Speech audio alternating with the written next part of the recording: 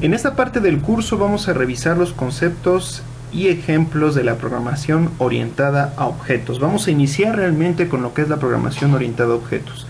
Todo lo que hemos visto anteriormente han sido las bases para nosotros poder dialogar con la computadora utilizando un lenguaje de alto nivel, en este caso el lenguaje de C#. En un programa en C# realmente está formado todo por objetos que dialogan entre sí, y a su vez estos objetos usan otros objetos para lograr un fin. Como ejemplo tenemos el siguiente diagrama que tenemos en la diapositiva. Este diagrama es una estructura jerárquica la cual representa a algún departamento de alguna empresa. Tenemos hasta arriba en la más alta jerarquía al jefe, en este caso es boss.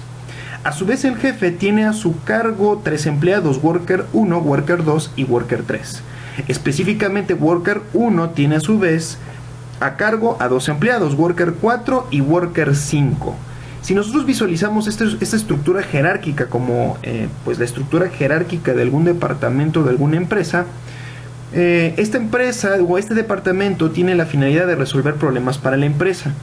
A su vez, cada uno de estos jugadores, en este caso estos trabajadores, van a trabajar en equipo para poder resolver los problemas que surjan en la empresa. Supongamos que este es un equipo del departamento de mantenimiento. Tenemos al jefe, tenemos a su vez a los responsables del área y a su vez tenemos a los técnicos. Todos estos van a trabajar en conjunto para poder resolver los problemas de mantenimiento de la empresa. Es así como trabaja un programa orientado a objetos, utilizando una jerarquía de objetos que en este caso son representados por los trabajadores. Cada uno de estos objetos va a dialogar con otros objetos. Estos objetos a su vez van a realizar trabajo parcial, que a su vez la suma de todos esos trabajos parciales van a resultar en cumplir los objetivos del departamento en general. Para aterrizar este concepto, recordemos lo que son los objetos, y esto lo vimos casi al inicio del curso. Los objetos son la materia prima en un sistema orientado a objetos, y en el contexto de la programación orientada a objetos, los objetos pueden ser vistos como mini abstracciones de componentes del mundo real. Recordemos que una abstracción es tomar lo más importante de una entidad para poderlo representar fielmente de acuerdo en el problema que se vaya a utilizar esta representación. Un objeto está constituido por atributos y por métodos. Los atributos son los datos que involucran y definen al objeto en sí. Los métodos, por otra parte, son operaciones que se pueden realizar sobre estos datos o atributos del objeto. Aquí básicamente tenemos la descripción. Atributos entonces son características que definen al objeto o los datos, y los métodos son acciones u operaciones que sirven para modificar los datos que están relacionados con el objeto. Para crear un objeto es necesario un molde. A ese molde en la programación se le llama la clase. Tenemos aquí pues un corazón.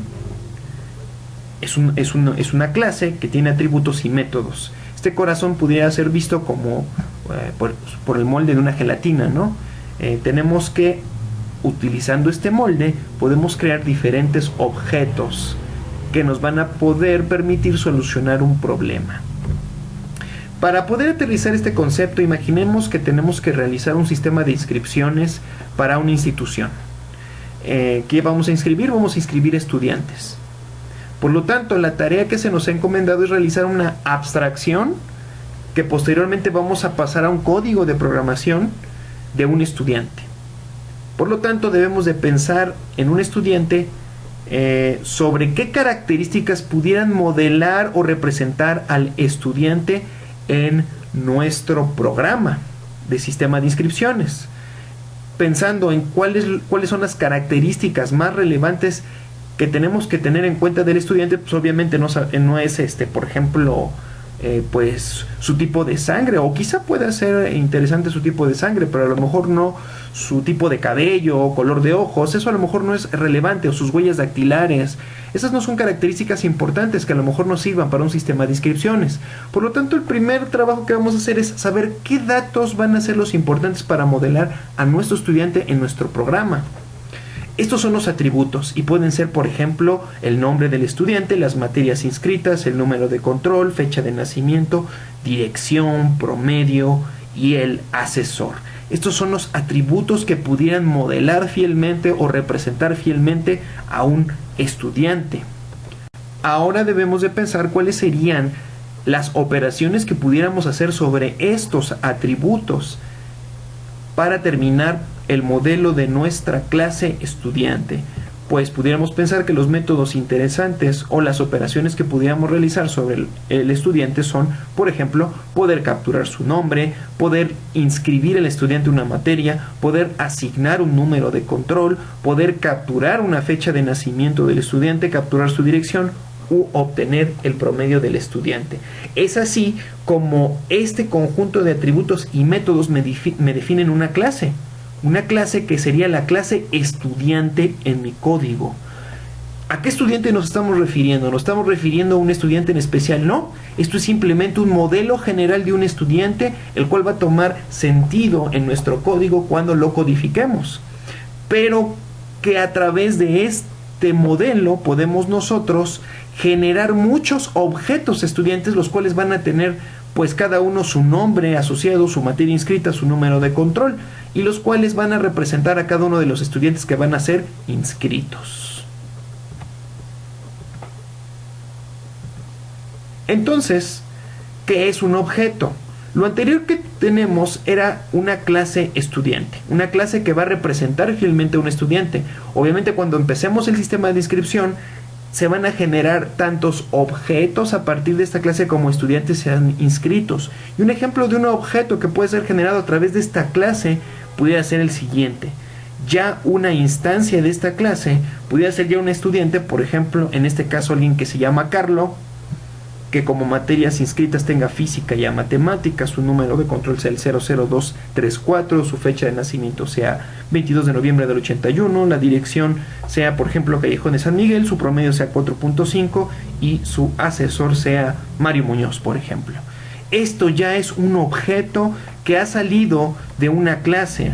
Entonces, una clase simplemente es una generalización de un grupo de objetos, y un objeto en sí ya es la instancia. Es como tener aquí ya una tarjeta llena ya con una entidad que representa ya a algo en especial. En este caso, este objeto representa a un estudiante llamado Carlos, que tiene que existe realmente. Carlos existe en la vida real, pero en el programa es modelado a través de este objeto, y este objeto fue creado a través de una clase. En los siguientes ejemplos vamos a aterrizar ya este concepto. Cómo es que nosotros podemos ya pasar una vez de la etapa del modelado ya a la codificación. Utilizando un ejemplo, utilizando el lenguaje C#. Nada más para resumir, este ejemplo o esta imagen que tenemos al frente representa claramente lo que es el concepto de clases y objetos. Una clase puede ser vista como un molde. Aquí tenemos, por ejemplo, el molde de una galleta de oso. Y en sí, el molde, en este caso la clase, no define de qué color va a ser la galleta, sino hasta que utilizamos el molde para hacer una galleta y le asignamos un color, tenemos una variedad de objetos, todas ellas representando la misma clase, galleta de oso, pero cada una de ellas con sus propiedades. En este caso, una propiedad o un atributo de esta clase de objetos es el color. Este es una galleta de oso color azul, una galleta de color verde o una galleta color anaranjado, todas de la misma clase. Todas estas fueron creadas o instanciadas de la clase galleta de oso.